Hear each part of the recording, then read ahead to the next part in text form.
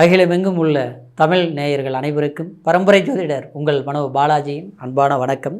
மீனராசி அன்பர்களுக்கு சுக்கிர பகவானின் பெயர்ச்சி, இந்த பெயர்ச்சினால் உங்களுடைய ராசிக்கு எப்பேற்பட்ட ஒரு அற்புதமான மாற்றங்கள் உங்களுடைய வாழ்க்கையில் ஏற்பட போகுது அப்படிங்கிறத பற்றி தாங்க இந்த பதிவில் இப்போ நம்ம பார்க்க போகிறோம். சப்ஸ்கிரைப் பண்ணாமல் இருந்தால் சப்ஸ்கிரைப் பண்ணிங்க.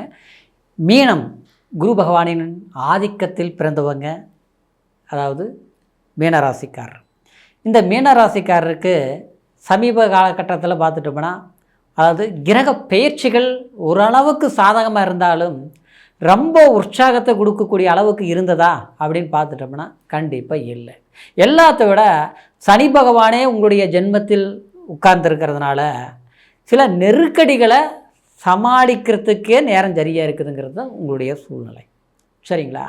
சிலருக்கு பார்த்தோம்னா ஆரோக்கியத்தில் பாதிப்பு, மன ரீதியிலையும் மனக்குழப்பங்கள், குடும்ப ரீதியிலையும் சில சிக்கல்களை தீர்க்கிறதே வெறும் போராட்டம். இந்த சூழ்நிலையிலிருந்து மீண்டு வர்றதுக்கு ஏதாவது வாய்ப்புகள் அமையுமா அப்படிங்கிற ஒரு நிலையில் இருக்கக்கூடிய சந்தர்ப்பத்தில் இந்த சுக்கிர பகவானின் பெயர்ச்சி உங்களுக்கு ஒரு ஆறுதலை கொடுக்கக்கூடிய ஒரு காலகட்டமாக இருக்குதுங்க. காரணம் என்ன? 3ஆம் அதிபதி 3ஆம் இடத்துல இருக்கும்போது கண்டிப்பாக இது ஒரு விபரீத ராஜயோகம்னு சொல்லலாம். 3ஆம் இடங்கிறது உபஜயஸ்தானம். உங்களுடைய ராசிக்கு 3ஆம் இடத்துக்கு அதிபதியே சுக்கிர பகவான் தான். அதனால தான் உங்களுடைய எண்ணம் எப்போவுமே தெளிவாக இருக்கும். மீனராசிக்காரர் பார்த்தோம்னா எப்போவுமே சுயநலமெல்லாம் இருக்காது. சமூகத்து மேலே ஒரு அக்கறை, மற்றவங்க மேலே ஒரு பொறுப்பு, குடும்பத்தில் பார்த்தோம்னா ஒரு நல்ல ஒரு கவனிப்பு ஆச்சுங்களா. ஒரு நல்ல பாசக்கார உள்ளம் கொண்டவங்க தான் இந்த மீனராசிக்காரர். அதுவும் இந்த 3ஆம் இடத்துல அந்த சுக்கிரன் இருக்கிறதுனால தான் உங்களுடைய எண்ணங்களும் தெளிவாக இருக்கும் அப்படிங்கிறதுக்காக தான் நான் சொல்கிறேன். சரிங்களா? அப்போ அந்த 3ஆம் அதிபதியே உங்களுக்கு அது ஆட்சியாக வரும்போது அப்போது உங்களுடைய முயற்சி இந்த நேரத்தில் அது வளர்ச்சியை கொடுக்கும். சரிங்களா? 3ஆம் இடங்கிறது கூட பிறந்த பின் சகோதர ஸ்தானம்னு சொல்லலாம், முயற்சி ஸ்தானம்னு சொல்லலாம், வீரியஸ்தானம்னு சொல்லலாம். சரிங்களா? வீரியஸ்தானம்னா அதாவது நமக்கு ஒரு கம்பீரம், ஒரு கெத்து. சரிங்களா? நம்மளுடைய உணர்வுகள்.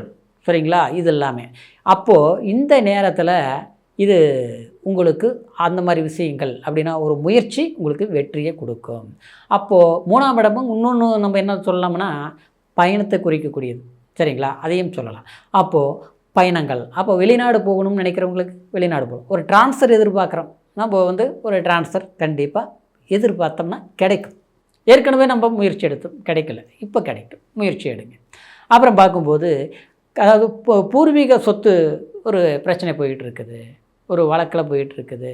அண்ணன் தம்பி நல்லா பாசமாக இருந்தேன், இன்றைக்கி நீ யாரோ நானாரோங்கிற அளவுக்கு வெறுப்பில் பார்க்குறாங்க.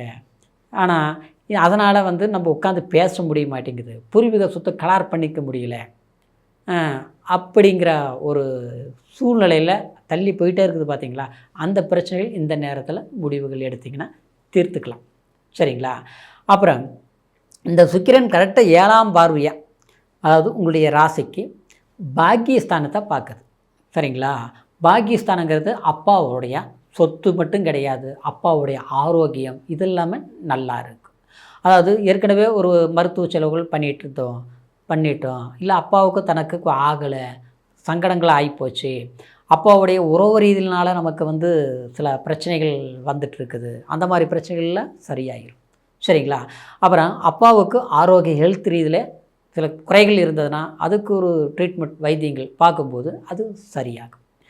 அடுத்தது பார்க்கும்போது அப்பாவுடைய தொழில் ரீதியில் நாம் ஏதாவது இப்போ இன்வால்வ் ஆகிறது, அவங்களுக்கு ஹெல்ப் பண்ணுறது, இந்த மாதிரி விஷயங்கள் செஞ்சோம்னா அதனால் நன்மைகள் உண்டாகும், அதனால் நமக்கு ஒரு அங்கீகாரம் கிடைக்கும். சரிங்களா?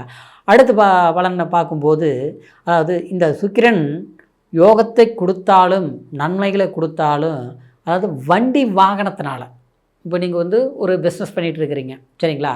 அது கலைத்துறையாக இருந்தாலும் அது நல்லாயிருக்கும்.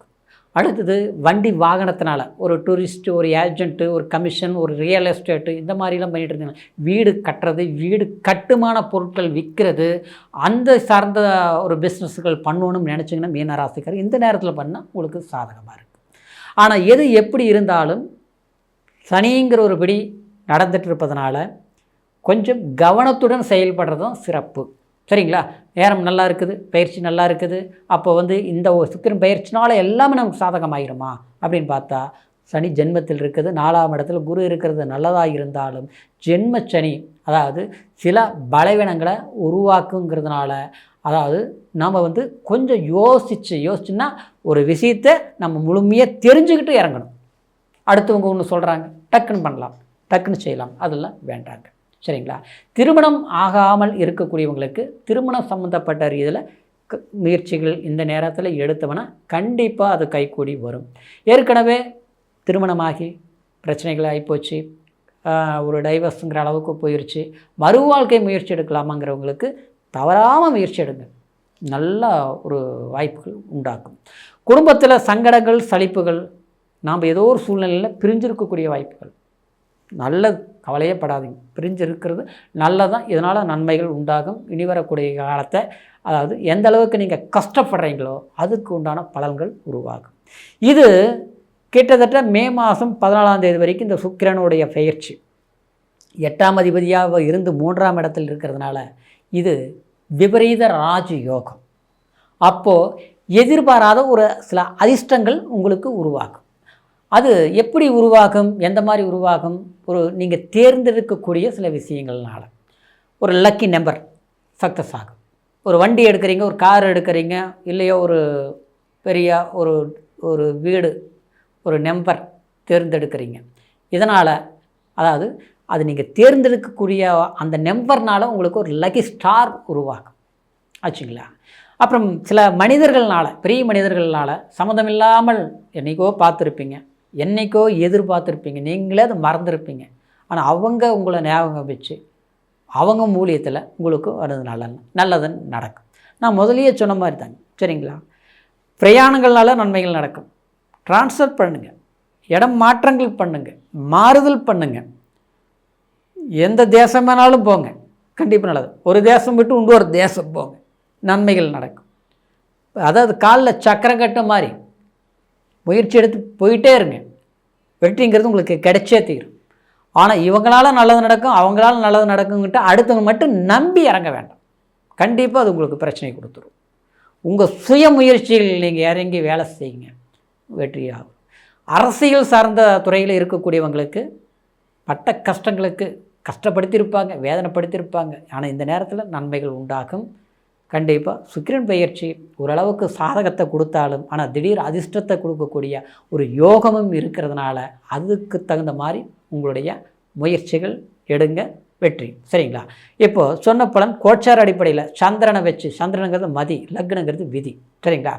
மதியை வச்சு நம்மளுடைய பலன்களை சொல்லியிருந்தாலும் விதியை வச்சு லக்னங்கிறது அதாவது உயிர், சந்திரன் உடல். அப்போது லக்னம் முழுமையான என்ன லக்னம், என்ன தசா புத்தி நடக்குதுங்கிறதெல்லாம் உங்களுடைய பிறப்பு ஜனன ஜாதகத்தில் தான் தெரியும். அப்போ உங்களுடைய ஜாதகத்தை ஒரு முறை நீங்கள் பார்த்துக்குங்க. சரிங்களா? அதுவும் நமக்கு பலமாக இருந்தால் தான் முழுமையான பலன்கள் கிடைக்கும்.